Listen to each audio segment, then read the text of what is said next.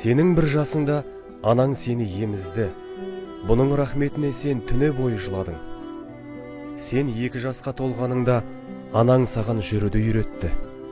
Ал сен болсаң, анаң шақырғанда қашатын едің.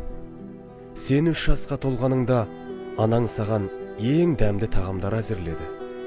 Ал сен болсаң, табақтарды жерге лақтырдың. Сен 4 жасқа келгеніңде қолыңа қалам беріп, жазуды үйретті. Ал сен болсаң, дуалдарды шимақтадың. 5 жасқа толғаныңда анаң сені әдемі киімдермен киіндірді. Бұның рахметіне сен үйге кір-қожалақ болып оралар едің. 6 жасқа толғаныңда анаң сені мектеп қабырғасына алып келді. Ал сен болсаң, оқымаймын деп, бақырып жылап сабақтан қаштың. 10 жасқа толғаныңда анаң сені құшағына алу үшін мектептен қашан келер екен деп сарғая күтіп отырды. Ал сен болсаң, дереу бөлмеңе қарай асықтың. Сен 18-ге толып ер жеткеніңде анаң балам есейді деп көзіне жас алды. Ал сен болсаң, мен машина мінгім келеді дедің. Жасың 20-ға толғаныңда анаң балам біршама уақыт үйде отыршы деп өтінді. Ал сен болсаң, бар уақытыңды достарыңа ысырап еттің.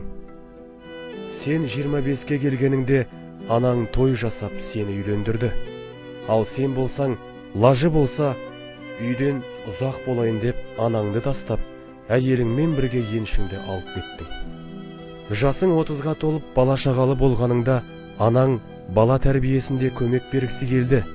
Ал сен болсаң, менің жеке басымның тірлігіне, жеке өміріме араласпа дедің. Сен 35-ке келгеніңде анаң сені тамақтануға үйіне шақырды. Ал сен болсаң, тығыз шаруаларым көп, уақытым жоқ дедің. Сен 40-қа келгеніңде анаң саған телефон соғып, балам, мен науқаспын, сенің қолғабысыңа мұқтажбын дегенде, сен ата-ананың проблемалары балаларын мазалайды дедің. Бір күні анаң о дүниеге аттанады. Ананың балаға деген махаббаты өзімен бірге кетеді. Білгін, ананың о дүниеге аттануымен сен үшін жәннат есіктерінің бірі жабылады. Егерде сенің анаң әлі күнге дейін тірі болса, оны жалғыз қалдырма. Қолыңнан келгенше анаңа жақсылық істе. Ол қандай сөз айтса да, анаңды бақытты қылуға тырыс. Еш уақытта анаңа ашуланушы болма. Оның саған деген махаббаты орналасқан жүрегін жаралайтын ауыр сөздер айтушы болма. Сенің жалғыз ғана анаң бар.